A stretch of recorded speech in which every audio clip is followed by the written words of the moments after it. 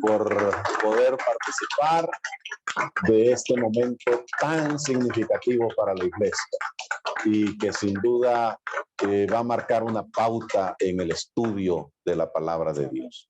Le voy a pedir al pastor Cuervo, antes de que tengamos la oración de consagración, que nos presente lo que hay en este sitio que ellos han dedicado para el Centro White local. Por favor, pastor Cuervo. Gracias, pastor Jorge García. Gracias, hermanos pastores, por acompañarnos. Y vamos a hacer un pequeño recorrido. Como mencionaban los otros presidentes en los otros campos, es un área pequeña, pero es un área que se ha dedicado para el servicio y el amor de Dios. En este lado tenemos la primera visión de Elena G. de White, ese camino que todos los cristianos queremos ver y queremos llegar hasta la Canaán celestial. Y lo mencionaban los compañeros, que es un cuadro pintado por este pintor llamado Alfred Lee, que hace unos cuadros hermosos. Y aquí también tenemos los 64 libros, que son los tomos que tenemos en español, y agradecemos a la Unión Mexicana Central a través de Gema Editores que nos hicieron llegar estas colecciones. Están a la disposición. Y quiero enviar este mensaje a todo el territorio de la Misión Mexiquense. Hermanos, este espacio es de ustedes.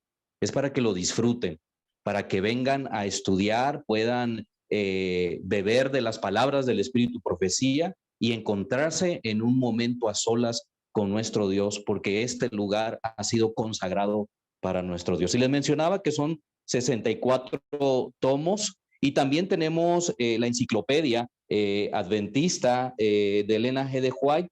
Y también tenemos un libro de la vida y obras de Elena G. de White, escrita por su hijo, Arturo White. Y tenemos algunos libros también escritos por George Knight. Entonces, son 64 libros que nosotros podemos utilizar para nuestros recursos, nuestro conocimiento y también para nuestro uso. Estará dispuesto en el horario de oficina para usted, hermano de la Misión Mexiquense, que pueda venir y aprovechar.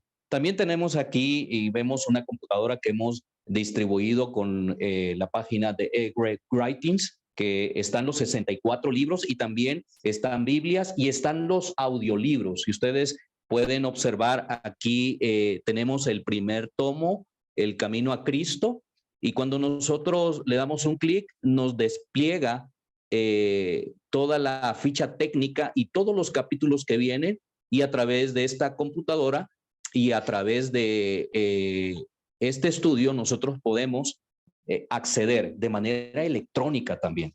Hemos puesto unas hojas de consulta por si usted no puede sacar los libros, pero puede llevarse el capítulo, puede llevarse la página, el tomo escrito, y usted puede llevar, como lo hace la biblioteca en la Universidad de Montemorelos.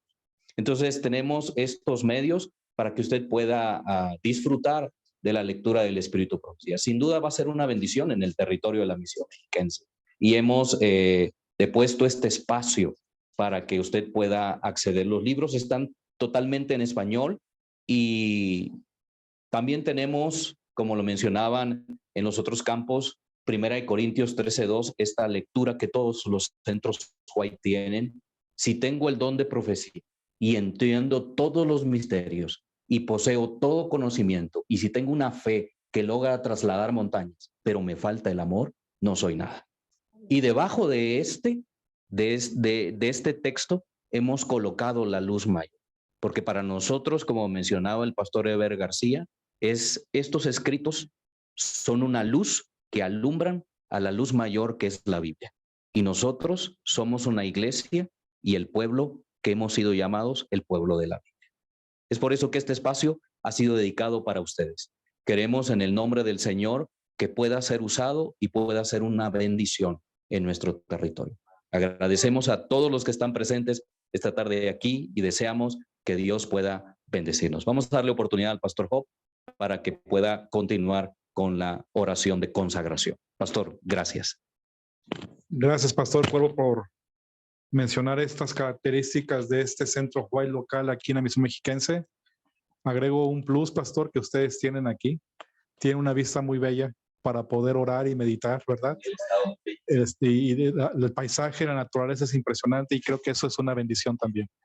Así que, queridos hermanos de la Misión Mexiquense, les animamos para que puedan ocupar tiempo en venir a estudiar, a meditar, a orar y a encontrarse con nuestro Dios. Voy a invitarles que ahí donde se encuentran, inclinen su rostro para tener la oración de dedicación de este momento. Querido Padre Celestial, te alabamos, Señor, porque para siempre es tu misericordia. Bendito seas por toda la eternidad. Gracias, Padre mío, porque tu gracia se manifiesta en nuestras vidas a través de tu palabra, la palabra de Dios, la Biblia, Señor, que es la guía, la luz mayor para nuestras vidas. Y también gracias, Señor, porque el don profético se puede extender en el tiempo del fin para tener orientación tuya, Señor, más específica en muchas áreas que requerimos como seres humanos en ese tiempo. Alabado sea, Señor, porque sin duda alguna tú te has manifestado con amor al darnos el don profético. Y por ello queremos dedicar en este momento este espacio que se ha convertido en el centro White local de la Misión Mexiquense. Quiero pedirte, Padre, que tu Santo Espíritu pueda estar en este lugar. Que cada momento, que cada hermano, cada hija, hijo tuyo, Señor, que se venga a este lugar a abrir un libro, a meditar en tu palabra, al encontrar reflexión para su vida, Señor, pueda encontrar en ti fortaleza, bendición y una luz para su vida, Señor. Que este centro White local, Señor, sea de gran bendición y que sea el inicio de muchos otros más, Señor, en esta Misión Mexiquense para proclamar tu dirección y tu amor para cada uno de nosotros. Bendice, Señor, a cada uno de los que están aquí presentes, que tengamos el anhelo, el ánimo, Señor, para poder dedicar tiempo a escudriñar tu palabra y también, Señor, abrir estos 64 libros que tú has dejado, Señor, para nuestra dirección y que de esta manera podamos avanzar con certeza, sabiendo que tú vas delante de nosotros. Gracias, Señor, por escucharnos. Gracias, Señor, por tu bondad. Quédate, pues, en nuestras vidas. Lo agradecemos y lo pedimos todo en los méritos de Cristo Jesús. Amén, Padre. Amén.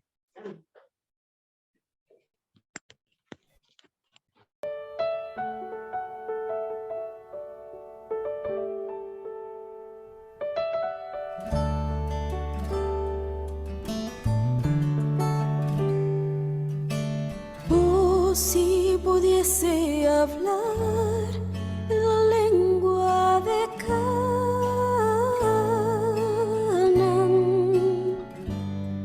te diría un poco de la gloria de un mundo mejor.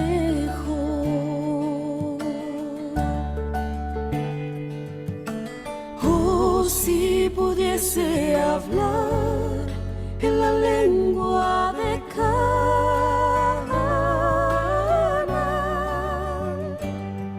te diría un poco de la gloria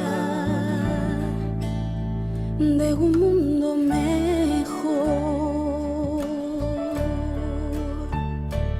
donde noche no hay y el cordero es luz, donde lágrimas no hay. Oh, el cielo no es como la tierra. Oh, no, no, no. Oh, si pudiese hablar en la lengua de Canaán,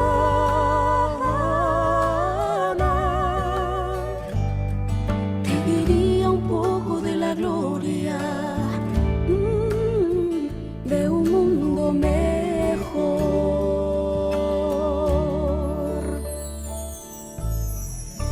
No me es posible describir las maravillas que vi. Vi tablas de piedra en que estaban esculpidos en letras de oro los nombres de los redimidos. Después de admirar la gloria del templo, salimos y Jesús nos dejó para ir a la ciudad. Pronto oímos su amable voz que decía: vengan, pueblo mío, han salido de una gran tribulación y han hecho mi voluntad. sufrieron por mí. Vengan a la cena que yo mismo serviré. Nosotros exclamamos, ¡Aleluya! ¡Gloria! Y entramos en la ciudad. Vi una mesa de plata pura, de muchos kilómetros de longitud, y sin embargo nuestra vista la abarcaba toda. Vi el fruto del árbol de la vida, el maná, almendras, higos, granadas, uvas y muchas otras especies de frutas. Le rogué a Jesús que me permitiese comer del fruto, pero me respondió, todavía no. Debes volver de nuevo a la tierra y referir a otros lo que se te ha revelado. Entonces un ángel me transportó suavemente a este oscuro mundo. A veces me parece que no puedo ya permanecer aquí. Tan lóbregas me resultan todas las cosas de la tierra. Me siento tan sola, pues he visto una tierra mejor. Oh, si pudiese volar, cual paloma por cielo y mar, navegar y cruzar el Jordán a un mundo mejor, donde noche no hay y el Cordero es luz, donde lágrimas no hay. Oh, el cielo no es como la tierra.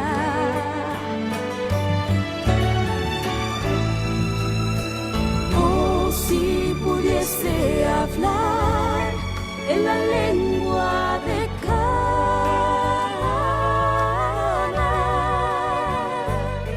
te diría un poco de la gloria de un mundo mejor.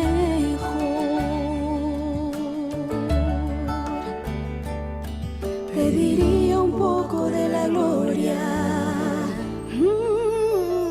de un mundo mejor, de un mundo mejor, de un mundo mejor.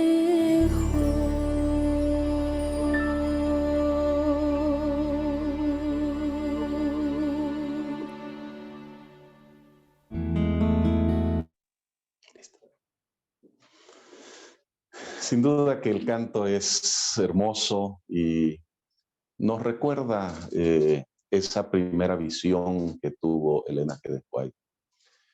Algo que me gusta mucho, apreciados hermanos que están siguiendo esta transmisión, es que en este lugar nosotros podemos encontrar en el centro la palabra de Dios. Ninguno de estos materiales que nosotros hemos colocado aquí tendrían razón de ser si no fuera por la palabra de Dios, que es el fundamento de nuestra fe. Y bendito sea el Señor que además nos da otros elementos que nos ayudan a mirar la palabra, el mensaje que Él ha deseado transmitirnos desde una perspectiva más amplia. Tengo aquí en mis manos el libro de Primeros Escritos, el capítulo número 1, si ustedes lo tienen, les animamos, busque el libro de Primeros Escritos, porque recuerde que estamos siguiendo la lectura del capítulo 1, que es la primera visión. ¿Por qué lo estamos leyendo? Porque el cuadro que ustedes han visto, titulado El Cristo del Camino Angosto, está inspirado en esta visión.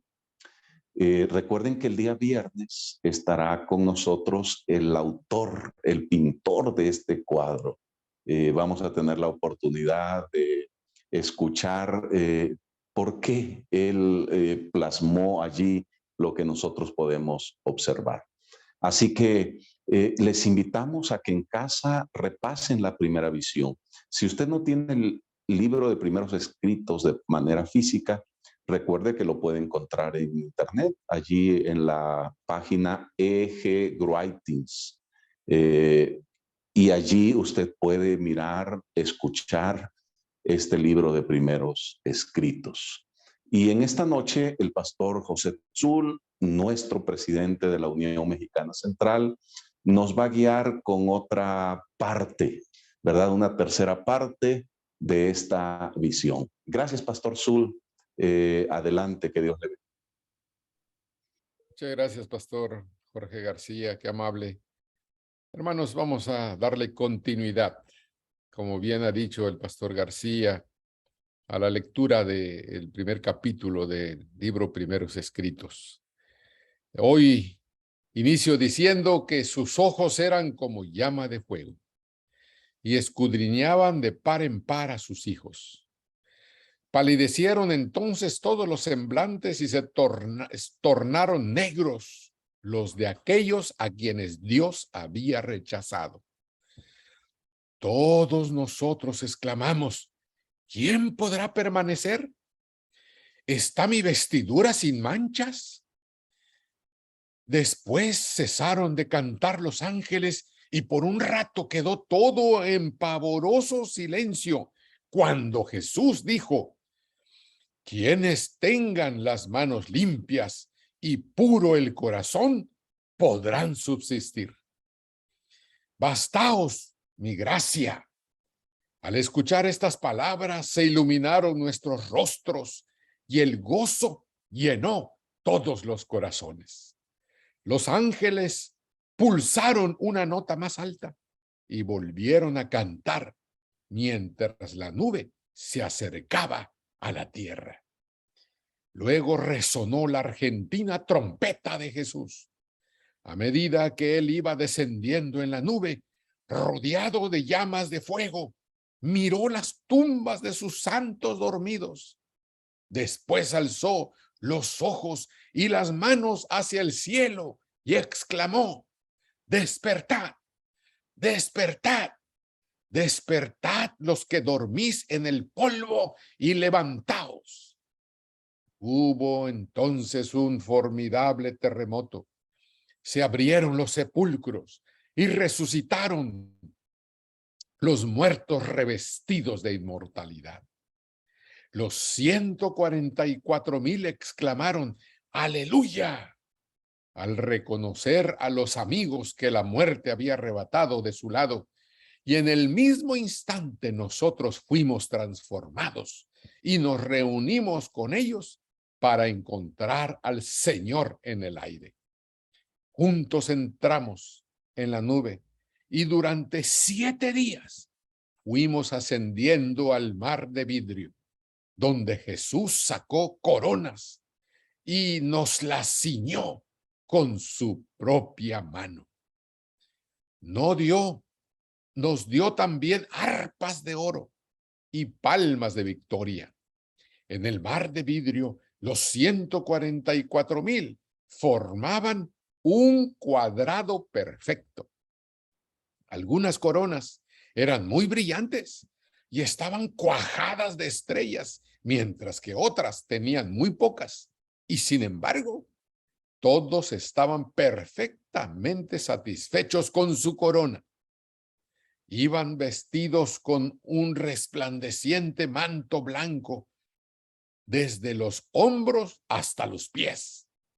Había ángeles en todo nuestro derredor, mientras íbamos por el mar de vidrio hacia la puerta de la ciudad. Jesús levantó su brazo potente y glorioso y posándolo en la perlina puerta, la hizo girar sobre sus relucientes goznes y nos dijo, en mi sangre lavasteis vuestras ropas y estuvisteis firmes en mi verdad. Entrad. Todos entramos con el sentimiento de que teníamos perfecto derecho a estar en la ciudad. Allí vimos el árbol de vida y el trono de Dios, del que fluía un río de agua pura, y en cada lado del río estaba el árbol de la vida. En una margen había un tronco del árbol y otro en la otra margen, ambos de oro puro y transparente. Al principio pensé que había dos árboles, pero al volver a mirar vi que los dos troncos se unían en su parte superior y formaban un solo árbol. Así estaba el árbol de la vida en ambas márgenes del río de la vida. Sus ramas se inclinaban hacia donde nosotros estábamos y el fruto era espléndido, semejante a oro mezclado con plata. Todos nos ubicamos bajo el árbol y nos sentamos para contemplar la gloria de aquel paraje. Cuando los hermanos Fitch y Stochman, que habían predicado el evangelio del reino y a quienes Dios había puesto en el sepulcro para salvarlos, se llegaron a nosotros y nos preguntaron qué había sucedido mientras ellos dormían. Procuramos recordar las pruebas más graves por las que habíamos pasado, pero resultaban tan insignificantes frente al incomparable y eterno peso de gloria que nos rodeaba, que no pudimos referirlas, y todos exclamamos: ¡Aleluya! Muy poco nos ha costado el cielo. Pulsamos entonces nuestras áureas arpas, cuyos ecos resonaron en las bóvedas del cielo. Dios bendiga esta lectura y Dios bendiga el programa de esta noche y lo que Dios tiene para cada uno de nosotros. Muchas gracias, Pastor Zul. Qué lindo escuchar este fragmento. Sin duda que todos anhelamos ese día, cuando estemos ya con nuestro Señor para siempre. Preparémonos para ese momento. Ahora tengo el privilegio de presentar a quien expondrá la palabra en esta noche, y me refiero al pastor y doctor David Macario. Es de origen guatemalteco, está casado con Jenny Sandoval, han sido bendecidos con sus hijas gemelas, Jennifer y Ellen.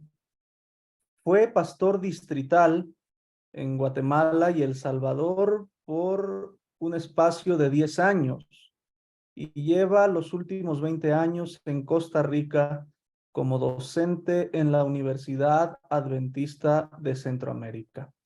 Actualmente se desempeña como director del Centro de Investigación White. El pastor David tiene una maestría en teología, una maestría en Nuevo Testamento y un doctorado en ministerio. Su tesis versó sobre la interpretación de los escritos de Elena G. de White. Ha viajado a Italia, Francia, Alemania, Turquía, Patmos, Egipto, Jordania e Israel a fin de visitar museos y escenarios arqueológicos y así obtener más y mejor información vinculante con la Santa Escritura. El pastor David participó en la Conferencia Bíblica Internacional en Roma en el año 2018, donde presentó la ponencia titulada La identidad de los tomados y los dejados de Mateo 24, 40 y 41. Ha escrito artículos para la revista Prioridades y Ministerio. Actualmente se halla en el proceso inicial de la redacción de una serie de comentarios exegéticos sobre el libro de Apocalipsis.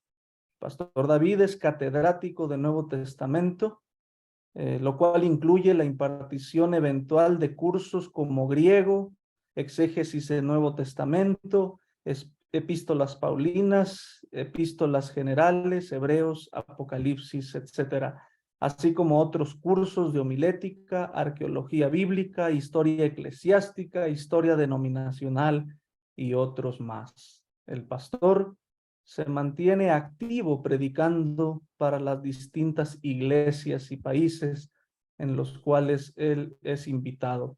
y así contribuir con la instrucción de la hermandad y la evangelización a los que no conocen al Señor. Sin duda que el pastor David se ha preparado estos 30 años. Y pastor, bienvenido. Gracias por estar con nosotros. Que Dios le use y que sea de beneficio, de bendición para la iglesia en la Unión Mexicana Central. Bienvenido, pastor. Que Dios le bendiga. Muchísimas gracias, pastor. Dios le bendiga igualmente. Es un gran gusto saludar y dirigirme a toda esta Unión Mexicana Central, a todos sus pastores, administradores, miembros en general y cualquier persona, aún personas no adventistas, todos son bienvenidos, bienvenidas en el nombre del Señor Jesús. Sí, como fue dicho, este servidor trabaja aquí en el Centro de Investigación White y tenemos todo el deseo de que en esta noche le saquemos el máximo provecho al tema que se ha preparado. Quiero compartir con ustedes la presentación y los asuntos más relevantes de la temática de hoy. Para hoy tenemos una temática que creo que viene a complementar las otras excelentes presentaciones que se han hecho ayer y anteayer y también a las que vendrán. Esta temática tiene que ver con el análisis de las principales o algunas de las principales objeciones que muchos han tenido y tienen hacia el ministerio de Elena G. de White. Así que con mucho gusto vamos a introducir la temática referida. Bueno, en la Iglesia Adventista yo estoy seguro que la mayor parte somos unos apasionados de los escritos de Elena White. Es que desde que uno lee El Camino a Cristo, El Deseo de todas las Gentes, Historia de la Redención, Primeros Escritos, o sea, el conflicto de los siglos, uno se queda pero maravillado de qué manera de escribir más impresionante. Pero, y lamentablemente, desde los tiempos de los pioneros, ha habido personas que, bueno, en el ejercicio de su libertad, se niegan a aceptar que Elena White recibió realmente el don de profecía. Esa desconfianza ya pululaba entre los mileritas, los cuales habían visto tantos casos de fraude, mentira, engaño, embuste, habían visto tanta fraudulencia, fanatismo. Bueno, se habían dado casos anteriores como el de Joseph Smith, Jemima Wilkinson, Anne Stanley. Entonces, varios casos donde la gente había dicho, ¿sabes qué? Si vienes aquí diciendo que tienes don de profecía, mejor vete porque no te creemos, no te creemos. Entonces, el mismo ambiente mielerita era así reacio hacia el don de profecía como mucha gente. Vale la pena mencionar cómo es que esta joven Elena llegó a impactar tanto a los mileritas que eran tan escépticos que poco tiempo después ya estaban aceptando el don de profecía, habiendo sido tan reacios. Vale la pena mencionar ese detalle. Algunos aducían ya desde los tiempos de la hermana Elena que el golpe que ella había recibido en la cabeza es lo que en realidad había ocasionado desvaríos, convulsiones epilépticas y que las visiones no eran reales, no eran sobrenaturales. Otros, por su parte, argumentaban, como D.M. Cartwright, argumentaba que Elena White había plagiado de otros libros. Otros habían razonado que el don profético terminó con Juan en la isla de Patmos y que después de los apóstoles nadie iba o habría de tener el don de profecía. Así que Elena White tampoco. Y otros dicen o han dicho que Elena White hizo declaraciones absurdas, incomprensibles y hasta extremistas. Ahora viene la pregunta. Si a ti como miembro de la Iglesia Adventista, una persona te dijera, mira, yo por esas razones y otras no acepto a Elena White, la pregunta es, ¿tú qué contestarías? ¿Qué le dirías tú? Pero allí sí que de manera degrafilada y de manera desmenuzada, ¿qué le dirías? Bueno, para ayudarte precisamente a que puedas dar respuesta a esas objeciones, estamos elaborando este seminario y esperamos que sea de gran utilidad. Recuerda lo que dice Pedro en 1 Pedro 3:15, estén siempre preparados listos para responder a todo el que les pida razón de la esperanza que hay en ustedes. El principio es, tenemos que estar preparados para responder. Si no tenemos respuestas, entonces da la impresión que, pues que la persona que objeta tiene razón. Algunos siempre han puesto su prejuicio por delante, que porque era mujer, que porque es de una época anticuada, que dice cosas que ya no tienen que ver con la actualidad, que era muy inflexible, muy severa, o simplemente no les gusta que ella censura lo que a muchos les gustaría que no fuera censurado. Entonces, a través de las objeciones, realmente están negándose a recibir más luz que les podría sacar del estado en el que se encuentran. Hablando de la Biblia, la misma hermana Elena dijo, si bien es cierto que Dios ha dado pruebas, fíjate bien, si bien es cierto que Dios ha dado pruebas evidentes para la fe, Él no quitará jamás todas las excusas que pueda haber para la incredulidad. Todos los que buscan motivos de duda, los encontrarán. Y todos los que rehúsan aceptar la palabra de Dios y obedecerla antes que toda objeción haya sido apartada y que no se encuentre más motivo de duda, no llegarán jamás a la luz. Obviamente esto está hablando de la actitud de muchos hacia la Biblia, pero también esa misma actitud hay hacia los escritos de Elena White. Siempre la gente que quiera tener incredulidad, la gente que no quiera creer, pues por más que uno les explique, no querrán leer. Pero por lo menos, si no creerán, que no sea porque no tuvimos una buena respuesta. ¿Cuáles son algunas de las principales objeciones que hay y que tú encontrarás o que ya habrás escuchado en contra del ministerio de Elena White? Número 1, y fíjate que lo puse así número 1 porque hasta más de algún adventista lo podría dejar pensando. Primera objeción, sus visiones eran más bien desvaríos, eran más bien convulsiones generados por el golpe en la cabeza. Tenemos que refrescar estas cosas porque hay gente que se ha bautizado y que mira internet y se le pueden llenar de dudas sus mentes. Jovencitos, niños, adolescentes que también dirán, ¿por qué tanto mencionan a hermana White? Y entonces pensarán que esto de las visiones es algo cuestionable y el golpe en la cabeza. Bueno, algunos han argumentado entonces que ese golpe temprano dañó el lóbulo temporal de su cerebro. Especulan que esto ocasionó algún tipo de epilepsia y que esa epilepsia, como un ataque apoplético parcial múltiple, es tipo convulsión lo que ocasionó estas cosas que miraba Elena White. Entonces no eran visiones, sino convulsiones. Eso es lo que estas personas especulan al respecto. Entonces la pregunta es, ¿fueron realmente visiones sobrenaturales o convulsiones naturales propios de una persona que ha experimentado un golpe en la cabeza? Bueno, te cuento que en el año 1984, para ir ya refutando esta objeción, en 1984, un grupo de especialistas, tenía 3 neurólogos, un psiquiatra del norte de California, hicieron un estudio a fondo. El informe declaró, el diagnóstico de un desorden apoplético parcial múltiple es a menudo difícil de hacer, aún al día de hoy, aún con la ayuda de técnicas modernas como la electroencefalografía y la grabación mediante videos.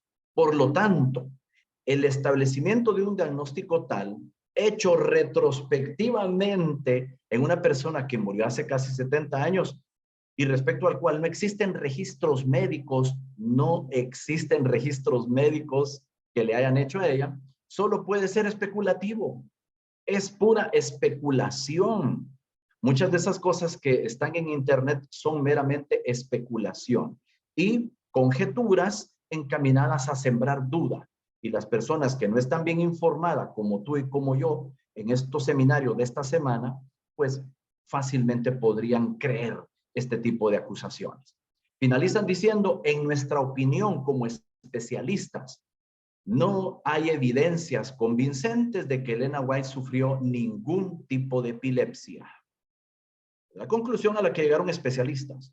Número 2, no hay posibilidad de que ataques apopléticos parciales múltiples sean la causa de las visiones de la señora White. Y tenemos más argumentos, no crean ustedes que esto es todo. Hay argumentos más desmenuzados que se aluden en este estudio. Por si tú no sabías mucho de este asunto, aquí te vas a enterar de más. Los trastornos convulsivos de cualquier tipo nunca mejoran las capacidades mentales de la víctima. Este tipo de situaciones es como muchos males que más bien son degenerativos, van poniendo a la persona cada vez peor.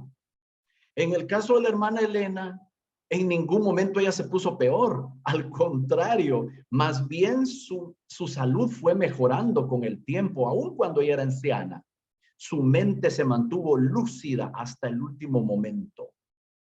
Su brillantez intelectual. Oye, los médicos ven los libros de Elena White, científicos, grandes académicos del mundo consultan a esta dama que se quedó en cuarto primaria.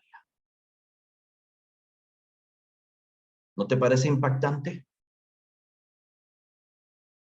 Realmente una mano poderosa, sobrenatural, tuvo que estar con ella para que el montón de especialistas y todos se admiren cómo esta dama sabía tanto. Entonces, trastornos convulsivos de cualquier tipo nunca mejoran, más bien deterioran. ¿Y cómo es entonces que Elena White más bien su capacidad crecía? Así que no hay coincidencia, no tiene sentido que se diga que ella padecía de estas cosas. Número 2.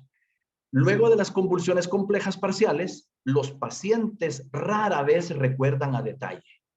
Rara vez recuerdan algo. Elena White sí lo hacía. O sea, nuevamente no hay coincidencia. Elena White podía recordar lo que había visto y hasta con mucho detalle. Se levantaba a 2, 3 de la mañana e iba a escribir todo lo que ella había recibido en visión. Las personas que tienen este tipo de ataques no recuerdan. Es una amnesia, una situación donde, ¿y qué pasó? ¿Y qué ocurrió? ¿Y qué fue? En cambio, Elena White recordaba estas cosas de manera impresionante. Algunos tratan de decir que no, que sí, que eso siempre es típico, que después se recuerda. No, no es típico. De acuerdo con los especialistas, las personas no típicamente no recuerdan. En cambio, Elena White sí recordaba detalles de esas visiones. Número 3, los síntomas de las convulsiones complejas parciales suelen ser las mismas cada vez que hay un ataque o crisis. Suelen ser las mismas. ¿Qué pasa con Elena White? Al contrario, ella siempre tenía distintas situaciones cada vez que entraba en visión. Variaban las formas, variaba el contenido. Así que esta propuesta por tercera vez no da en el blanco. Número 4, los automatismos, o sea, esos movimientos que a la persona le agarran sin propósito y sin intención y que son propios de las convulsiones complejas, no encajan con Elena White. Fíjate, el doctor Jerome Engel, que es un médico norteamericano, describe la actividad física de las personas que están bajo estas convulsiones. Dice que comienza con una mirada fija, inmóvil. Una mirada fija, una mirada perdida. La persona está ida, pierde la noción y la conciencia y sigue con algunos movimientos sin propósito. Algunos movimientos como masticar, empiezan como que están comiendo.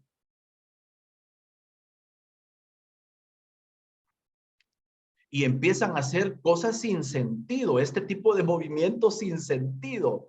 Oye, los que fueron testigos oculares, por ejemplo, J.N. Lockborough estuvo frente a Elena White en visión más de 50 veces. Y él nunca, en sus descripciones, nunca dijo, ella está moviendo la boca como que estuviera masticando, tragando, lamiéndose los labios. Nunca. Más bien los movimientos de la hermana Elena, estando en visión, eran movimientos gráciles, o sea, elegantes. No tenía ningún tipo de, nada que ver. Ella simplemente miraba. No tenía la mirada perdida, sino la mirada como que estaba contemplando algo a lo lejos. Y quizás hasta una leve sonrisa. Nada que ver con el cuadro este de convulsiones complejas parciales. No hay ninguna evidencia que Elena White exhibiera ninguno de estos automatismos. Hipergrafía. Hipergrafía no es lo mismo que escritura prolífica. Algunas personas que experimentan estos trastornos tienen esto de hipergrafía. ¿Qué es eso? Exceso de escritura. Pero mira, nada que ver con lo que es escritura prolífica. De acuerdo con algunos especialistas, por ejemplo, ¿qué es esto de hipergrafía? Se dio el caso de una niña que escribió una canción varios cientos de veces. Le agarran por escribir, pero ningún valor literario. Escribir, por así decirlo, tonterías. Escribir los muebles que tiene enfrente, escribir todo lo que se le encuentra a su alrededor y se imagina. Ningún valor literario. Nada que ver con Elena White. De acuerdo con Herbert Douglas, Elena White es el tercer autor más traducido de la historia y el autor norteamericano más traducido, hombre o mujer. Hasta tanto nosotros sepamos, ella escribió y publicó más libros en más idiomas y con mayor circulación que cualquier otra mujer en la historia. Eso no lo hace una persona con problemas mentales. El Camino a Cristo ha sido traducido a más de 150 idiomas y es, después de la Biblia, el libro más traducido en la historia de la literatura. ¿Qué William Shakespeare, qué Cervantes Saavedra, ni qué nada? Tienes aquí a una autora no de ficción, sino de la vida real, que vale la pena, de lo que nos perdemos los que no la leemos. Donald Peterson, jefe de neurología del Hospital General de Riverside, California, también la evaluó y negó rotundamente la menor correlación entre la condición de Elena White durante las visiones o la capacidad, prolífica como escritora. Entonces, de esta manera podemos concluir, mis hermanos, esta primera parte, esta primera objeción, diciendo que no se puede decir que epilepsia, que convulsiones, no, científicamente no hay manera de que haya un match, una coincidencia entre lo que suele ser el perfil de una persona con ese trastorno a lo que Elena White experimentó en visión. Nada que ver. Segunda objeción. Sus escritos fueron mayormente resultado del plagio, dicen algunos. Eso lo dijo D.M. Cartwright desde el tiempo de la hermana White, lo repitió Walter Rea en 1980 con el libro The White Lie, etc. No es nada nuevo. Pero las personas, las nuevas generaciones que vienen a ver internet y todo, piensan que, uy, ¿y esto qué pasa? Bueno, para eso estamos. Elena White a menudo utilizó fuentes literarias para comunicar sus mensajes y ella no lo ocultaba. Mira, cuando uno está haciendo algo ilegal, lo primero que hace es quedarse calladito para que los demás no lo sepan. Elena White le decía a todo el mundo, mire, a mí me sirvió tal libro, yo lo usé, úselo usted también, se lo recomiendo. Cuando una persona que comete plagio comenta las fuentes y las divulga para que se den cuenta que plagió, nadie lo va a hacer. Ella decía, yo he reproducido sus palabras, pero en otros casos no se los he acreditado de manera específica, dado que tales referencias no las menciono con el propósito de citar a estos escritores. En otras palabras, ella en esa época tenía la libertad de citar o no citar. En aquella época era opcional. Si tú crees que estar señalando tu autor y el libro y todo, tú creías que eso distraía al lector y era un estorbo en el camino y la lectura, entonces mejor no lo ponías porque había libertad de hacerlo. Las razones de Elena White para no nombrar sus fuentes obedecía que no quería desviar la mente del lector. William White, como hijo, explicó que muchas cosas fue dejada para que ella, fíjate, no se le daba todo a la hermana Elena. Ella, dentro del fenómeno de inspiración, podía investigar la parte que no se le diera. Muchas cosas se le daban a ella, pero otras le decían, Elenita, ahora te toca a ti investigar los detalles del asunto.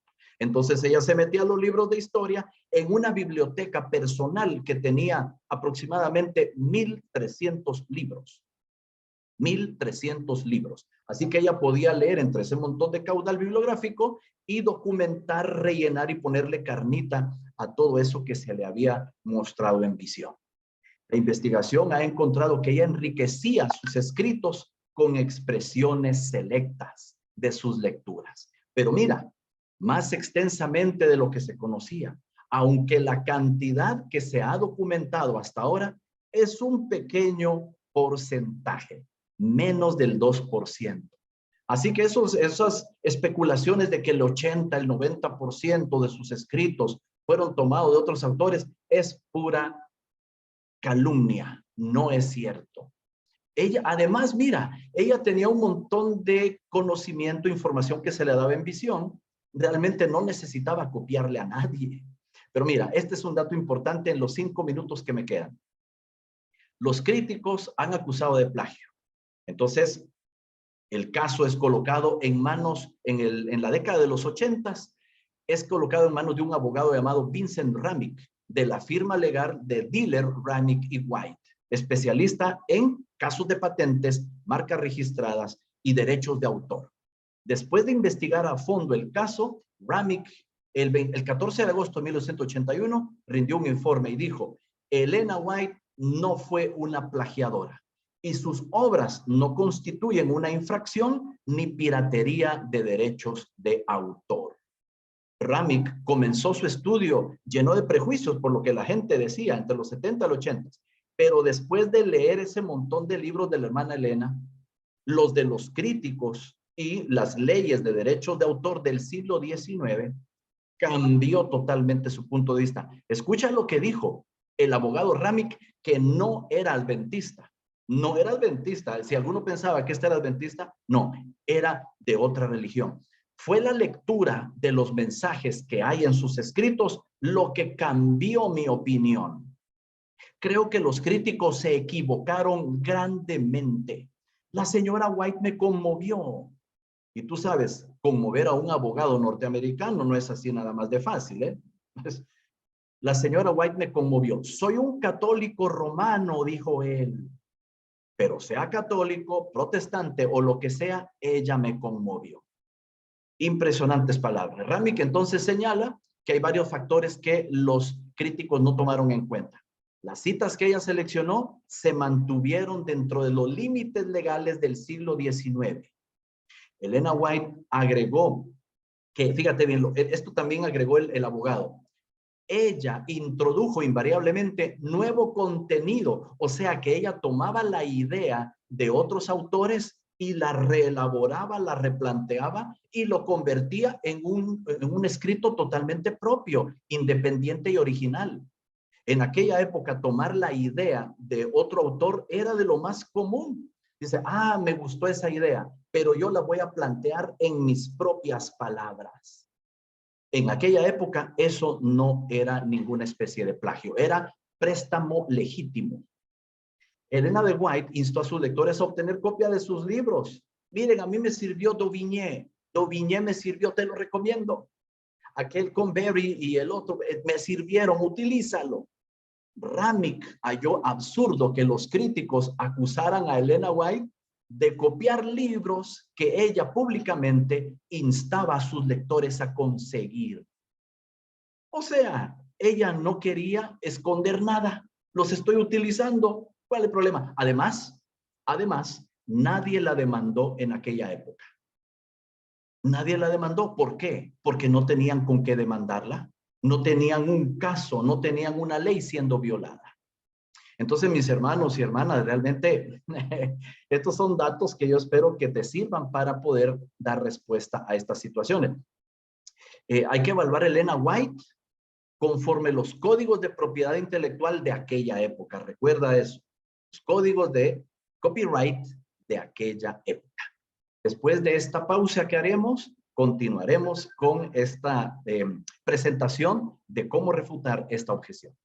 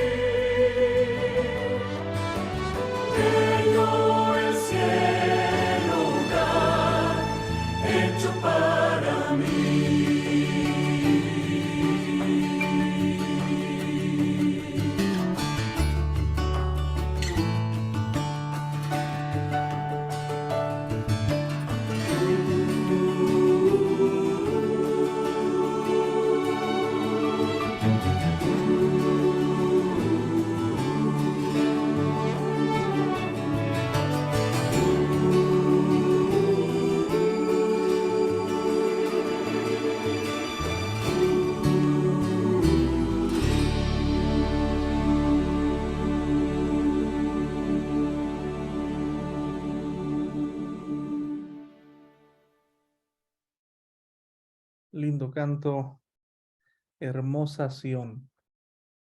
Qué esperanza la que tenemos, apreciados hermanos, de un día estar con nuestro Señor Jesucristo.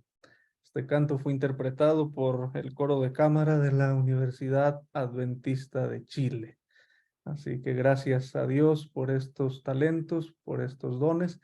Apreciados hermanos, si usted tiene alguna pregunta de lo que aquí se ha hablado, se ha presentado, póngalo en el área del chat y al final el pastor Javier Muñoz estará dirigiendo unos minutos de preguntas con el pastor David, quien ha de tener esta segunda parte de este interesante tema. Muchas gracias, doctor. Sin duda que estamos aprendiendo bastante. Gracias. Adelante. Con mucho gusto y gracias por el espacio nuevamente. Vamos a compartir pantalla para finalizar esta consideración de esta segunda objeción y entonces, pues claro, avanzaremos a unas más que tendremos luego. Dos más por razones de tiempo. Realmente son más las objeciones que hay porque ya ven ustedes que el enemigo siempre busca cómo levantar barreras contra la verdad. Pero bueno, para eso estamos acá, para que juntos nos pongamos de acuerdo qué decir frente a este tipo de cosas. Bueno, mira, alguien muy cercano del tiempo de Elena White como John Wesley hacía algo parecido también en cuanto a tomar la idea, las palabras de otros autores, adoptarlas y adaptarlas y en alguna manera reelaborarlas, replantearlas. De tal manera que tú solo tomabas la idea, mira, eso me ha dado una idea para que yo reelabore y haga otro párrafo distinto o parecido. Entonces, eso en esa época no era ninguna especie de plagio. Entonces, él dice, fue una duda para mí si no debía adjuntar el nombre del autor de quien fue tomada, las notas que él tomaba. Resumí muchas más notas, decía él, casi en palabras del autor. Pero, dice él, resolví no nombrar ninguna, que nada distrajera la mente del lector. Bueno, entonces, el mismo John Wesley lo hacía, el mismo William Shakespeare hacía eso, y un montón, si te pusiera aquí los nombres y apellidos de gente que miraba un libro y decía, este párrafo me gustó, lo voy a parafrasear, lo voy a tomar la idea prestada de lo más común en aquel entonces. Y es que en esa época sabía diferenciarse entre el plagio, es lo que nosotros llamamos hoy en día copy-paste. Tú copias y pegas y lo dejas así igualito y dices, esto es mío. Eso es plagio, porque tú dices, ya le robé a esa persona el dato y lo voy a presentar como si fuera mío y que nadie se dé cuenta. Entonces, ese es el punto aquí. Elena White nunca quiso hacerse pasar por alguien que, yo soy el autor de tal cosa. No, ella misma decía, ahí están los libros para que ustedes vean cómo está desarrollado en ese otro libro. Además, varios libros que ella utilizó no tenían derechos de autor.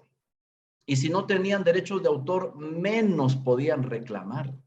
Pero bueno, igualmente Elena White tomaba así la idea prestada, era reelaborada, replanteada, y eso no constituía ninguna violación. Así que no es copiado ni pegado. Vamos a ver la siguiente parte. Ok. Un estudio realizado por el Patrimonio de Elena White mostró que alrededor del 15% del conflicto de los siglos se toma de fuentes para las cuales se dio referencias.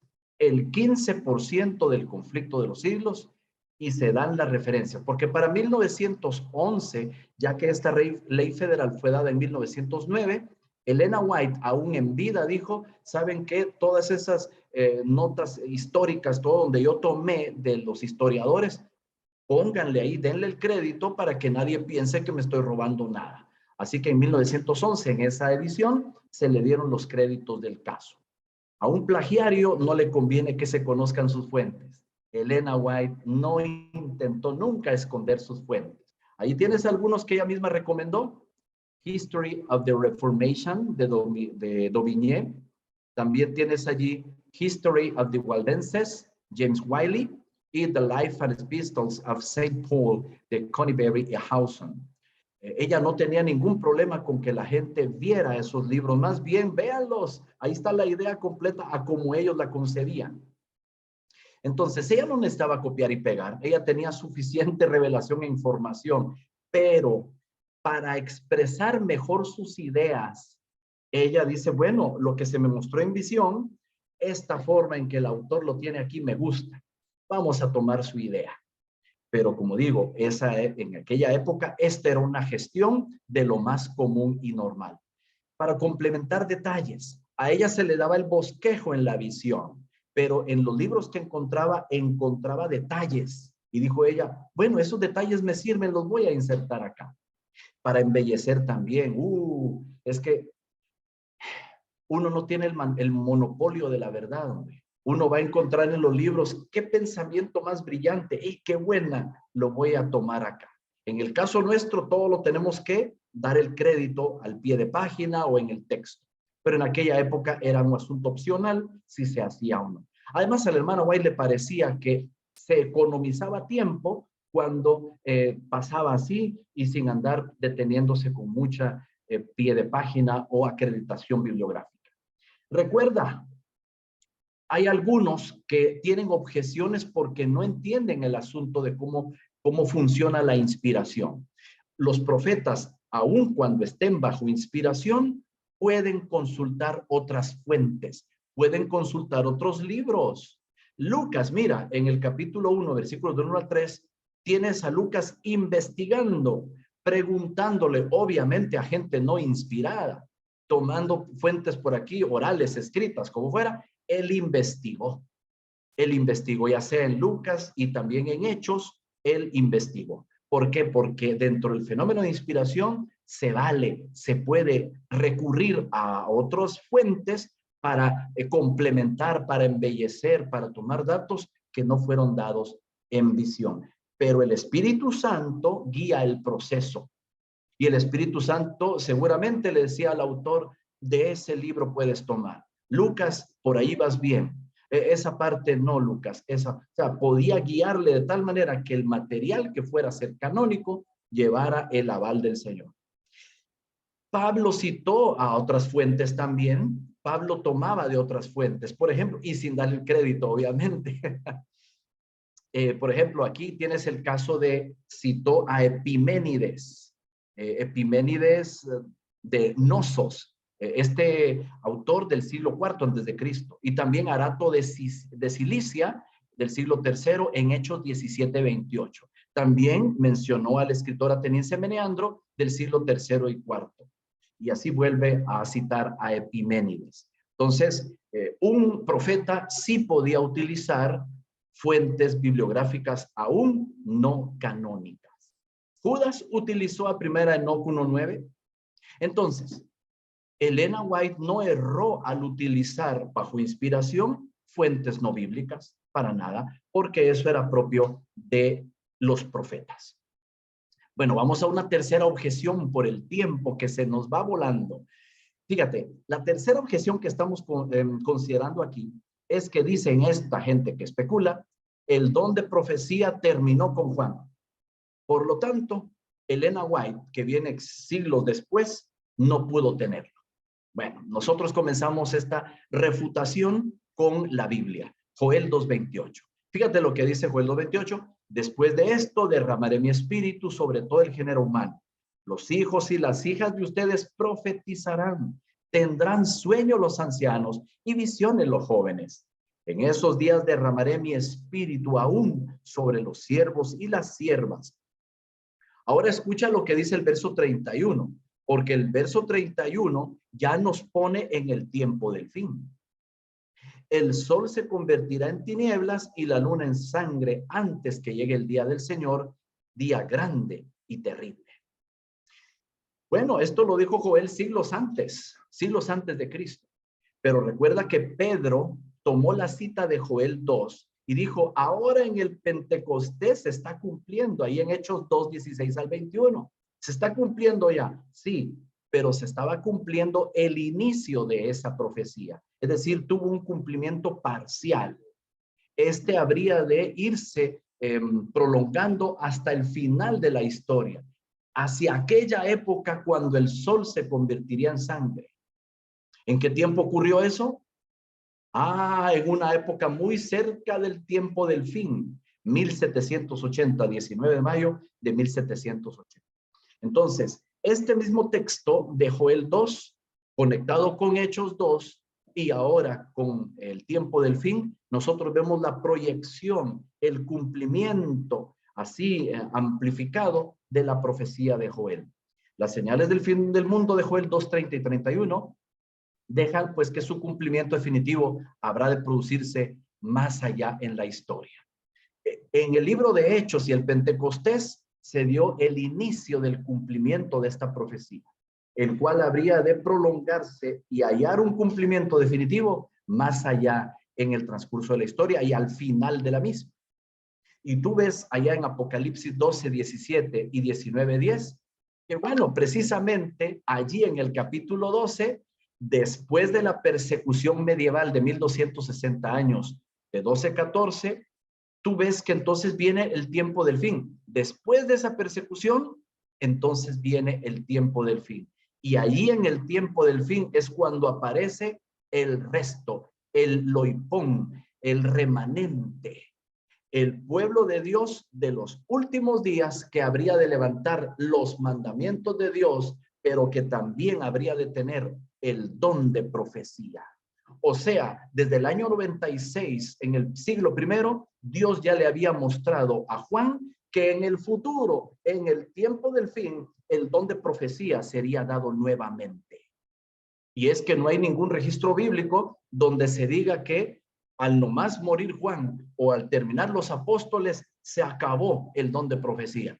Esa es una especulación. La próxima vez que te digan que el don de profecía habría de terminarse con los apóstoles, pídele un texto bíblico. ¿Dónde está el texto bíblico que dice que con los apóstoles se acabó el don de profecía y nunca más? No, no hay ningún texto que ampare eso.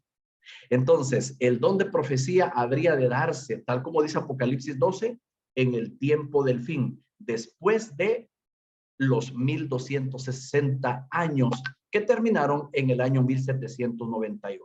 Y mira, así como Dios levantó a Juan el Bautista previo a la primera venida de Jesús, así Dios dio nuevamente el don de profecía previo a la segunda venida de Jesús. Pero mire, ya tienen las Santas Escrituras, los judíos ya tenían la Biblia, ¿para qué darle un profeta? Pues ya ves que para la primera venida de Cristo, los judíos tenían las Escrituras, sin embargo el Señor le dio un profeta. Alguien dirá, ya tenemos la Biblia, suficiente con eso. Oye, previo a la segunda venida de Cristo, el Señor, si quiere levantar un profeta, aparte de lo que ya está en la Escritura, pues hermano, el Señor lo quiso hacer. Lo hizo con Juan el Bautista, lo hizo también con Elena White. Así como los profetas posteriores repiten y amplían y desarrollan lo que dijeron y establecieron los anteriores, así mismo opera Elena White.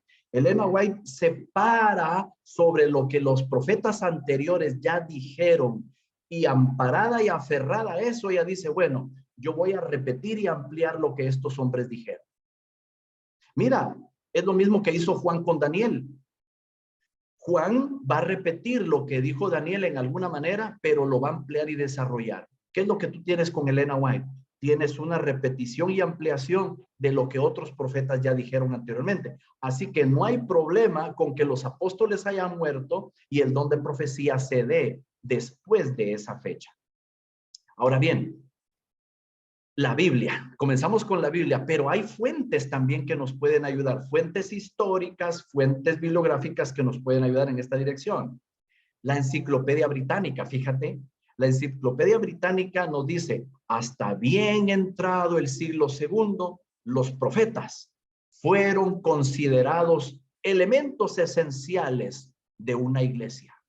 La Enciclopedia Británica nos está diciendo que en la iglesia cristiana primitiva, después de la muerte de los apóstoles, los profetas seguían siendo elementos esenciales. Eusebio de Cesarea, uno de los grandes de la historia eclesiástica, dice, Quadrato, mira lo que dice de este caballero, Quadrato se distinguió por sus dones proféticos, y está hablando del siglo II, cuando los apóstoles ya habían muerto. Quadrato se distinguió por sus dones proféticos. Hubo también muchos otros, hubo muchos, dice Eusebio de Cesarea. También menciona a Amia de Filadelfia. Justino Mártir en el siglo II dice, porque los dones proféticos permanecen con nosotros hasta el tiempo actual. Dones proféticos hasta el siglo II, sí, y lo está confirmando aquí este famoso Justino Mártir. Ireneo de León, del siglo II, muchos años después de la muerte de los apóstoles, dice, Otros tienen presciencia de cosas venideras. Ven visiones, lo dicen presente. Ellos ven visiones y pronuncian expresiones proféticas. Y ahí está la fuente bibliográfica. Por eso es que en las 28 creencias, nosotros como adventistas tenemos esta declaración. Tras la muerte de los apóstoles, los profetas gozaron de respetabilidad en numerosos círculos hasta el año 300 después de Cristo. Claro, luego vino la apostasía, falsos profetas se levantaron, entonces el asunto fue disminuyendo. Pero sabemos por fuentes históricas muy confiables que los profetas continuaron después. Y bueno, por razones de tiempo tenemos que ya descender y llegar a la cuarta y última objeción que tenemos aquí.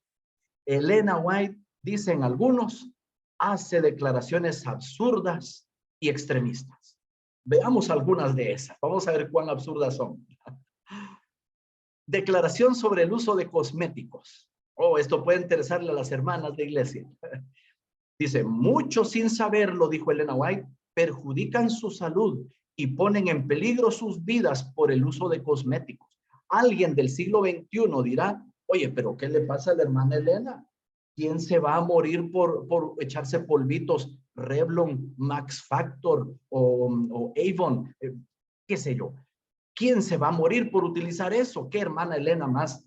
Uf, qué cosa más absurda. Si lo haces conforme lo que hay hoy en día, sí parece absurdo, pero no conforme los cosméticos que había en aquella época. Dice, están robándole a sus mejillas el brillo de la salud y luego para suplir la deficiencia usan cosméticos. Cuando estos se calientan durante el baile, el veneno es absorbido por los poros de la piel y lanzado a la sangre. Muchas vidas han sido sacrificadas. ¿Cómo? ¿Los cosméticos podían matar a la gente? En aquella época, sí.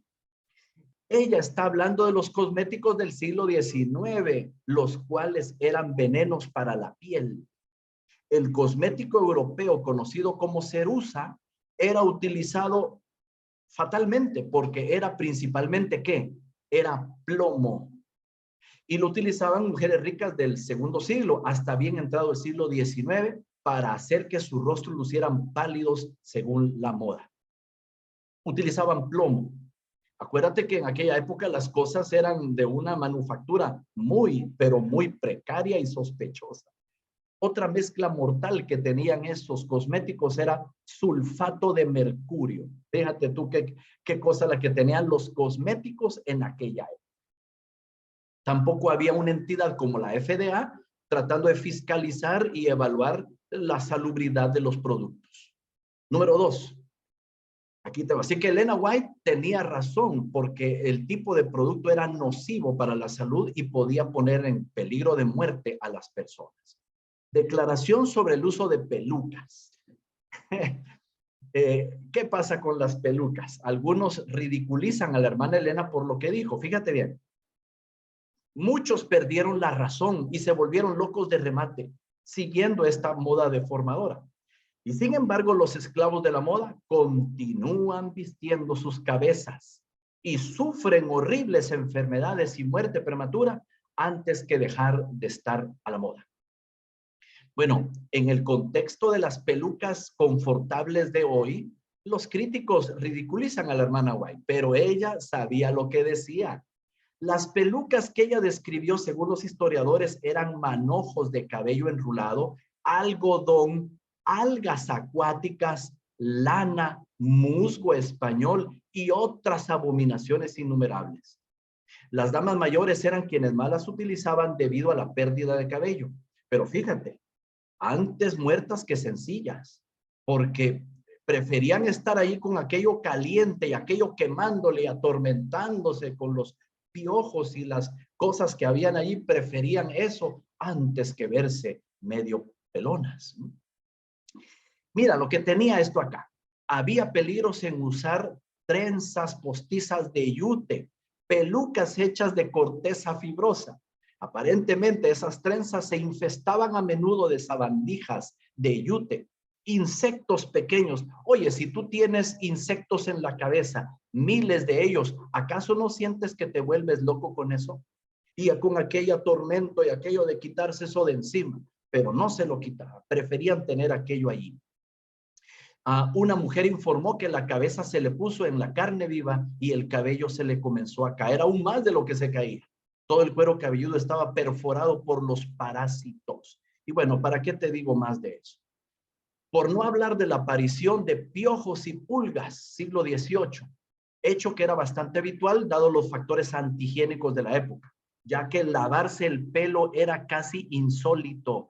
Si te contara cómo era la higiene de los siglos de la Edad Media, si te contara cómo era la higiene de esa época. Entonces, Elena White sabe perfectamente qué es lo que la gente se estaba poniendo en la cabeza. Estaba poniéndose algo que los atormentaba.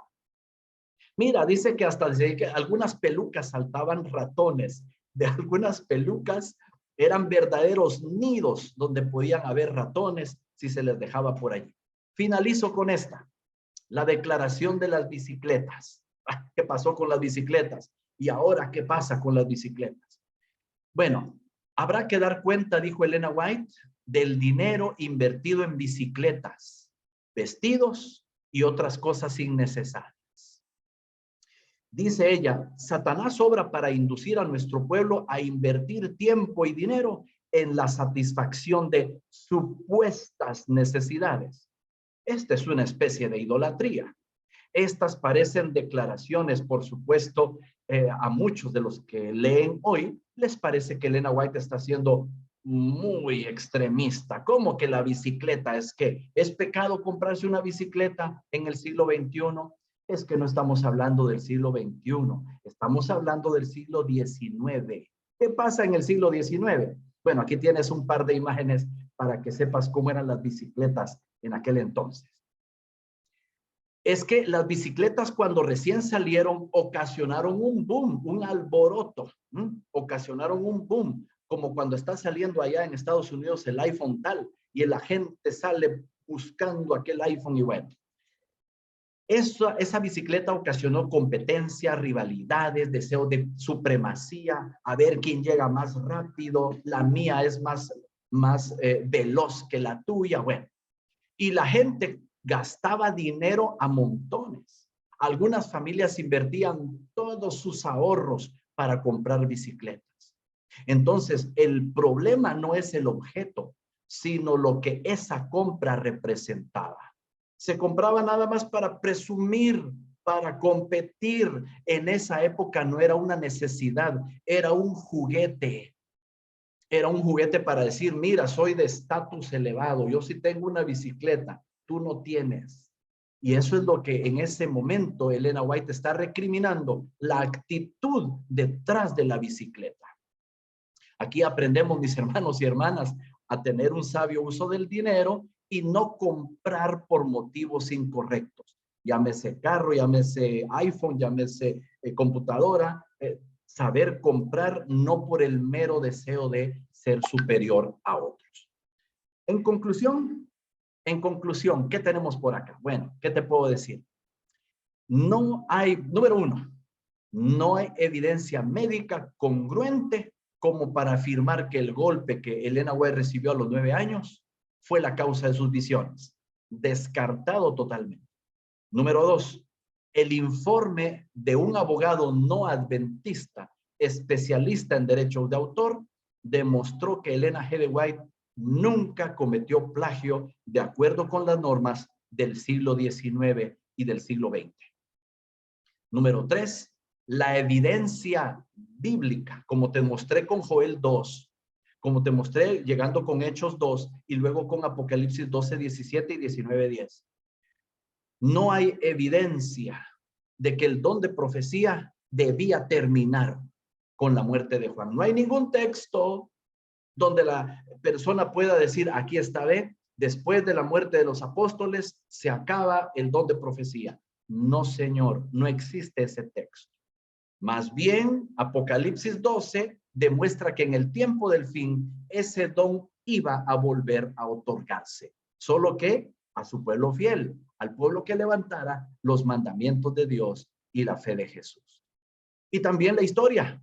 Ya te mostré algunos datos históricos, la Enciclopedia Británica, te mencioné a Eusebio, que es una autoridad en materia de historia eclesiástica, también Justino Mártir y otros más por allí que mencionamos. Número 4, Ireneo de León. Número 4, declaraciones de Elena White que son calificadas por los críticos como absurdas o extremistas, en realidad no lo son, pues obedecen al contexto histórico del siglo XIX y del siglo XX. Si estas personas buscaran con mente abierta qué es lo que estaba pasando, por qué Elena White lo dijo, descubrirían que había un motivo razonable, lógico y sensato para decir lo que se dijo. Así que mis hermanos y hermanas, gracias por su atención. Que el Señor les bendiga. Muchas gracias, Pastor David. Con gusto. Realmente ha sido de mucho interés para todas estas exposiciones. Y bueno, el texto que usted mencionó al principio de 1 Pedro 3:15, estad siempre preparados para poder responder con mansedumbre lo que otras personas pregunten con respecto a nuestra esperanza. Bueno, qué bueno. En este tiempo, mucho se está escribiendo en las redes y en la internet. Y bueno, es importante tener respuesta para todo ello. Aquí tengo algunas preguntas, algunas ya se contestaron, pero bueno, por respeto voy a leerlas así como se presentaron. Una de ellas dice, la primera, los autores bíblicos, hay otros autores bíblicos que usaron también citas de otros escritores. Ya mencionó algunos, ¿verdad? No sé si quiere ahondar un poquito más o ya la damos por contestada, como el caso de Lucas, del apóstol Pablo. Y bueno, ¿qué nos puede decir, Pastor David? Sí, este tipo de situaciones nos sirven para entender la mecánica de la inspiración-revelación, una mecánica sinfónica en la cual hay varias modalidades en las cuales el profeta es inducido a escribir cartas o a escribir poesía, a tomar la idea de otros poetas, evangelios, distintos géneros, y también el hecho de poder acceder a otra bibliografía, porque no tenemos el monopolio de la verdad. Es decir, hay gemas de verdad aún en literatura no canónica. Hay gemas de verdad en lo que dijo distintos. Ahí tienes a Pablo echando mano de Epiménides, de Arato de Cilicia, de Meneandro. Entonces, obviamente esas personas no eran inspiradas, pero las palabras que pronunciaron eran copiables, eran rescatables para dirigirlos hacia el Señor de los cielos, hacia nuestro Señor Jesucristo. ¿Ves? Ya se cristianizaban para que ahora no se hablara de Zeus, sino del Señor Jesucristo. Muy bien, gracias. Bueno, ahí viene aunado esta pregunta. Entonces, ¿qué tan confiable es la inspiración de Elena de White si se incluye ideas de otros autores? ¿Afecta su inspiración? Bueno, como acabamos de decir, así como la inspiración y de los escritos de Pablo no se afectaron por haber tomado ideas, palabritas, expresiones de Meneandro, Arato de Cilicio y Epiménides, así tampoco Elena White no pudo haber zaherido sus escritos por haber consultado a Daubigné, Conberry o algún otro autor más. Muy bien, muchas gracias. Aquí hay otra pregunta que dice, cuando se refiere al espíritu de profecía ahí en Apocalipsis, ¿se refiere exclusivamente a los escritos de Elena de White o incluye también a los profetas bíblicos y a otros profetas más? Bueno, esa es una excelente pregunta que eventualmente nos han hecho y definitivamente cuando se habla del espíritu de profecía, se está hablando del Espíritu Santo que da el don de profecía como Él quiere, cuando Él quiere, como dice la Escritura. Entonces, el Espíritu Santo da la profecía para poder comunicar los mensajes de Jesucristo. ¿Ves? Ahí está la comunión de Apocalipsis 12:17 con 19:10. ¿Por qué? Porque el testimonio de Jesucristo es el espíritu de profecía. A través del don que da el Espíritu Santo, llega el mensaje de Jesucristo. Eso aplica entonces para toda la escritura. La expresión como tal aplica a toda la escritura, porque así es como se logró la escritura. Se logró a través del Espíritu Santo iluminando a Moisés, inspirando a Moisés y a cualquiera del Antiguo Testamento y el Nuevo Testamento. Pero este texto en particular, Apocalipsis 12:17, el contexto lo limita al remanente. Se da por sentado que las escrituras están de fondo, se da por sentado que las escrituras están allí, pero que en ese momento se está hablando de el espíritu de profecía en el tiempo del fin. Las escrituras ya se habían dado, se asumen como válidas, ya están allí. Ahora, en el contexto del tiempo del fin, el Espíritu Santo va a renovar esa dotación a la iglesia fiel a sus mandamientos, y por eso en este caso se circunscribe al don de profecía dado al pueblo remanente. En este caso, el don de profecía dado a Elena White, la manifestación del don de profecía en el tiempo del fin. Muy bien, gracias. Bueno, entonces podemos decir que se circunscribe a los tiempos finales, ¿verdad? En este caso, Elena de White. Y bueno, ahí viene otra pregunta entonces, Pastor David, que menciona, ¿habrá otros profetas en los tiempos del fin, antes de la venida de Jesús? No lo sabemos. No lo sabemos simplemente porque no hay ninguna cosa escrita, ni en la Biblia, así específicamente, ni la misma hermana Elena dijo algo al respecto. Ella no dijo, miren, en el futuro vendrán otras como yo, vendrán otros como yo. O sea, no. Y por eso la pregunta de la persona se mantiene, porque precisamente no hay algo escrito que diga ni que sí, ni que no.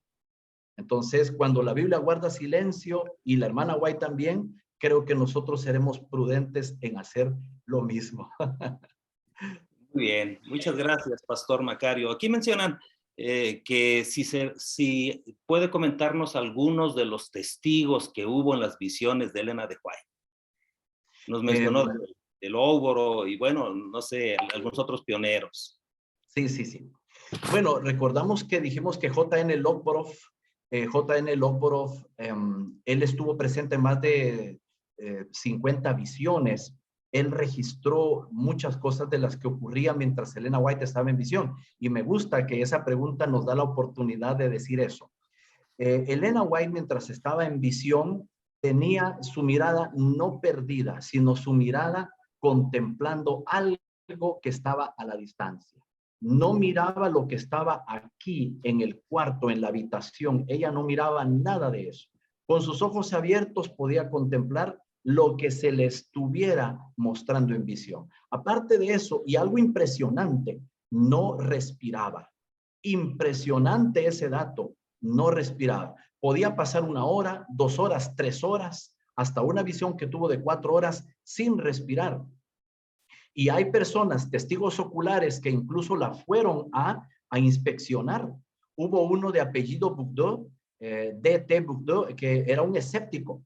Y este señor, ¿qué fue lo que hizo? Se acercó entonces a Elena White y le presionó acá su nariz y le tapó la boca durante 10 minutos. Durante 10 minutos le presionó acá y dijo, no, definitivamente en condiciones normales, esta persona no entiendo qué pasa acá, porque ya estuviera intentando respirar.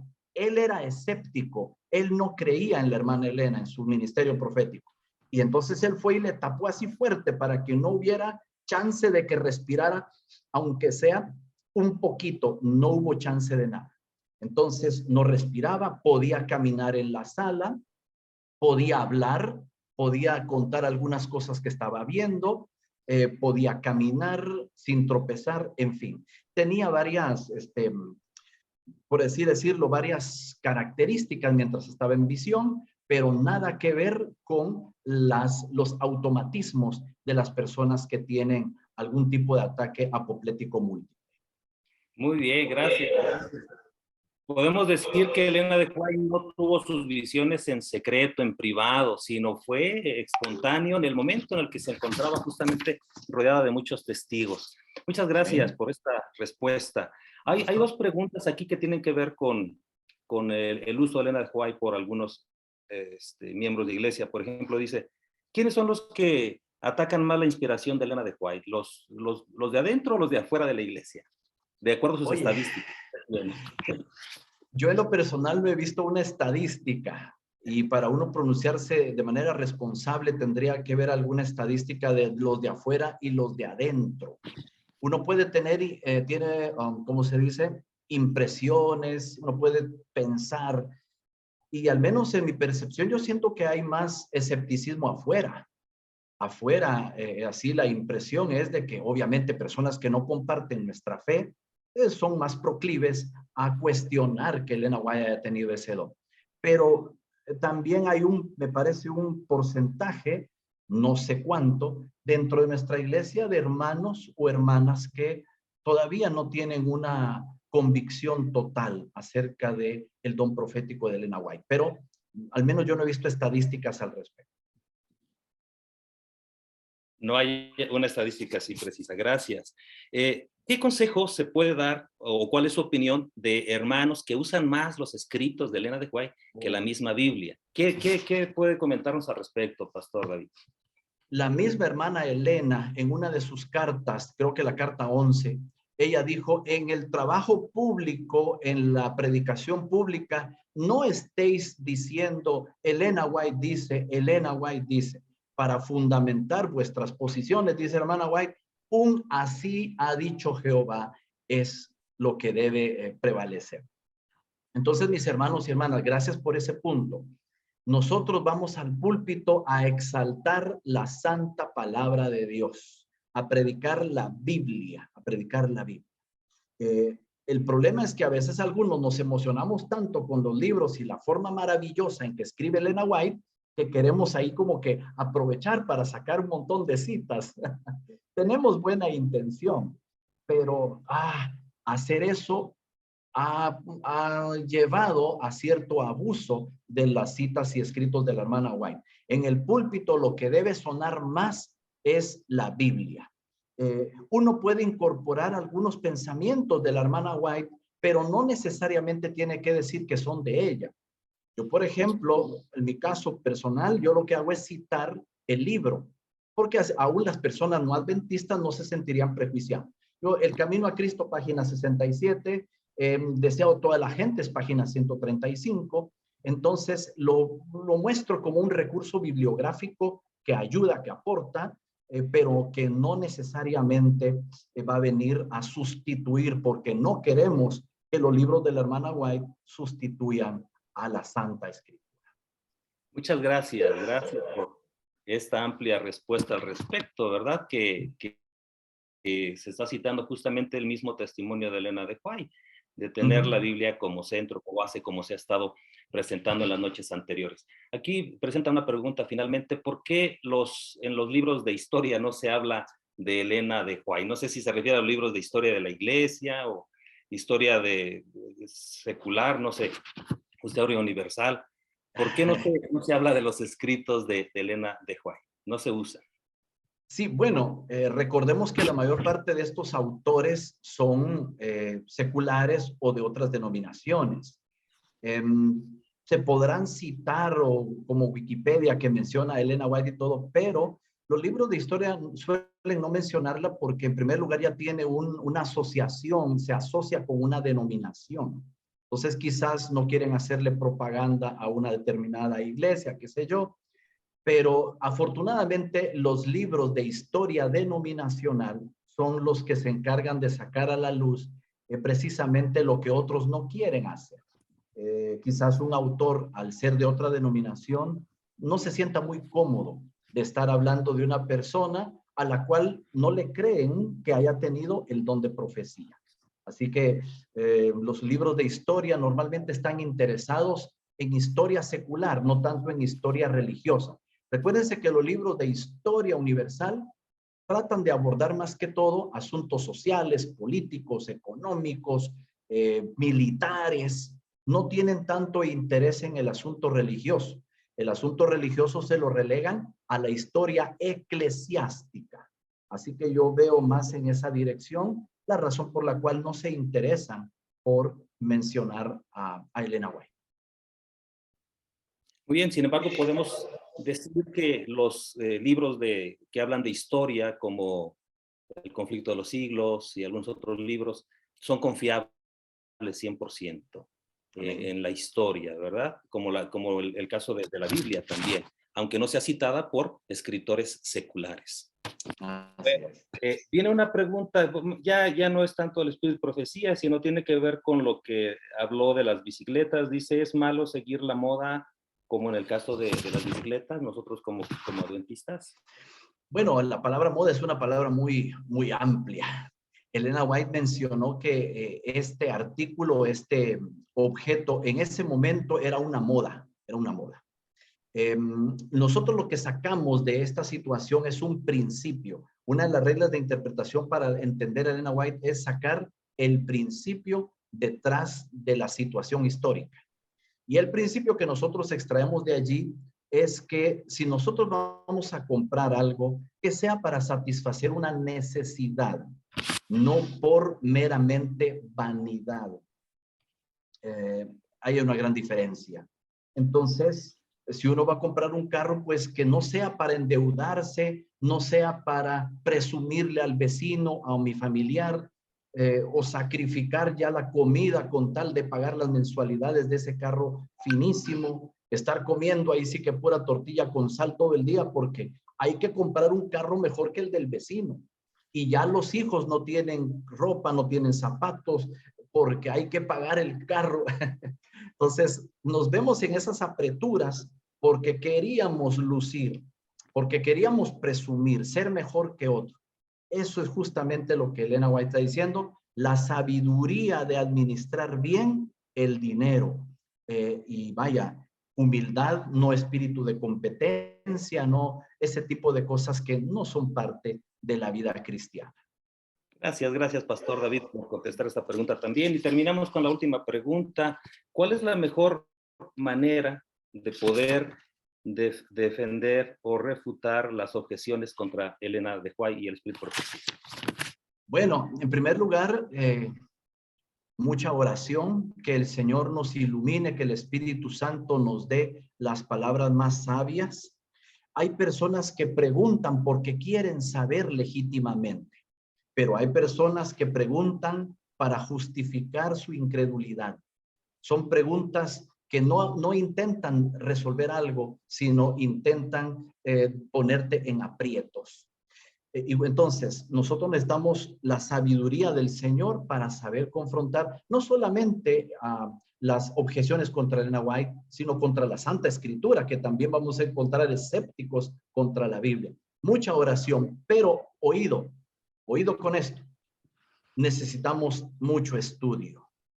Entre más estudiemos, hablando del caso de Elena White, entre más estudiemos sus libros y estudiemos la forma de responder a las objeciones, tendremos más argumentos, razones, que por cierto la hermana Elena no espera. Hay una cita de ella donde ella dice que no sean grandes argumentos, con unos pocos argumentos que no te consuman mucho tiempo, porque recuérdate que hay una obra más grande que estar refutando y peleando, discutiendo con la gente. Hay una obra que es la evangelización. Y no debemos perder el norte de la evangelización por andar apagando fuegos y gente que no quiere creer. Unos pocos argumentos que nos parezcan contundentes y ya, consejo que ella misma da. Muy bien, gracias. El escudriñar sus escritos, ¿verdad? Exacto. Que realmente hasta los adversarios o los escépticos han llegado, como René Norwenger, otro más, ¿verdad? Aparte del que mencionó, de cómo ellos al escudriñar sus escritos han llegado también a pues quedar impresionados grandemente por sus escritos. Así que eso lo he escuchado hasta en mi misma familia, que primero cuando entramos a la iglesia no tenían mucha convicción y al leer los escritos ahora agradecen y alaban a Dios por los escritos inspirados. Así que muchas gracias. Eso, Sí. excelente, sí, eso es lo que queremos. A las personas que no están, fíjate, ese es un buen punto, las personas que no están muy convencidas, que lean los escritos, y así como le pasó al abogado Ramick, él le tenía prejuicios, pero después de haberlo leído dijo, no hombre, si hasta yo salí conmovido. Así que que no juzguen si no la han leído. Así es. Muchas gracias, Pastor David Macario. Ha sido un gusto tenerle. Y Gracias, bueno, vamos a pasar el micrófono al Pastor Jorge García, al Pastor Roberto Cuervo, que tendrán la parte final de este programa.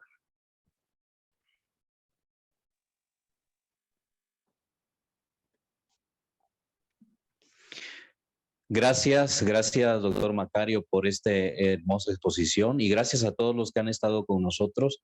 Hemos llegado al momento de cerrar esta transmisión y agradecer a Dios porque sin duda, si levantáramos un censo de estos días que hemos estado escuchando estas ponencias, creo que hemos sido ricamente bendecidos. La ponencia de hoy, al igual que de los días anteriores, ha sido una gran bendición y nos ha ayudado a entender y poder reafirmar nuestra fe y nuestros valores. Hermanos, gracias por conectarse esta noche con nosotros. Les invitamos el día de mañana en el mismo horario.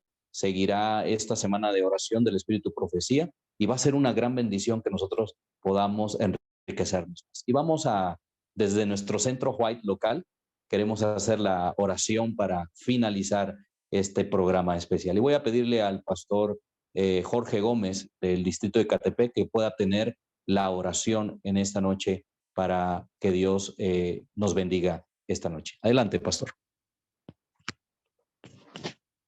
Oremos. Cariñoso Padre que estás en los cielos, santo y glorificado sea su nombre. Gracias porque no estamos solos en esta tierra. Además de tener la permanente guía y protección de sus ángeles y el Santo Espíritu, creemos fielmente en la dirección inspirada de los libros del Espíritu de Profecía.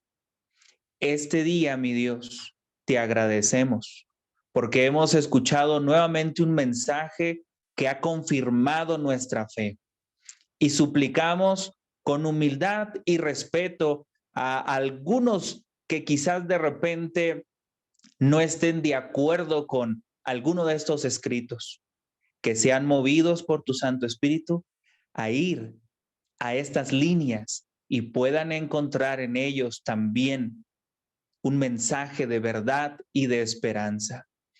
Pedimos también, mi Dios, que cada uno de nuestros amigos y hermanos de nuestra Unión Mexicana Central, pero específicamente en nuestra misión mexiquense, que puedan ser movidos y puedan abrir un espacio en su agenda para venir a este centro White local en nuestra misión mexiquense y puedan disfrutar del estudio de estos libros y compartir en cada una de sus iglesias las experiencias, las anécdotas que serán de confirmación también en su fe. Gracias por este plan tan lindo. Pedimos que ese mismo espíritu que ha guiado a su iglesia en el pasado siga haciéndolo en nuestra Unión Mexicana Central como hasta ahora y también en la dirección de nuestro pastor Roberto Cuervo García, el contador Manuel, la administración de nuestra misión mexiquense. Pedimos esto con humildad en el nombre de Cristo Jesús. Amén. Amén. Dios les bendiga, hermanos. Hasta luego. Feliz noche. Muchas gracias, apreciados hermanos. Gracias, Pastor Cuervo. Feliz noche para todos. Creo que muchos debiéramos estar aprovechando estas ponencias. Invite a los hermanos de la iglesia, a sus familiares a conectarse. 7 de la noche, mañana. Tendremos otro tema muy especial por el pastor Raúl Lozano, cómo acercarse al don profético. Si usted quiere ver las otras ponencias, ahí en el buzón del chat va a encontrar un enlace para poder descargar las ponencias de esta semana. Que Dios les bendiga, apreciados hermanos. Dios les guarde en su divino amor. Feliz noche para todos.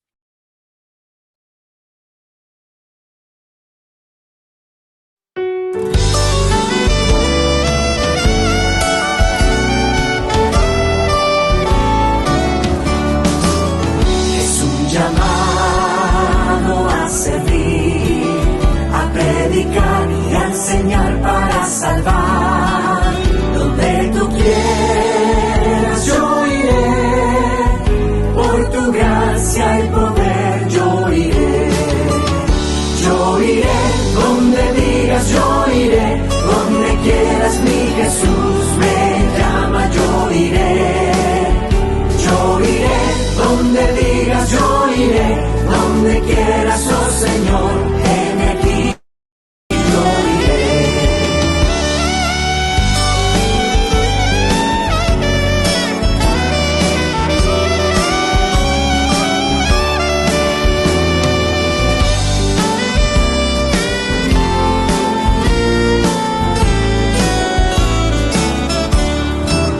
A todo pueblo y nación le diré que Jesús es el Rey, que solo a Él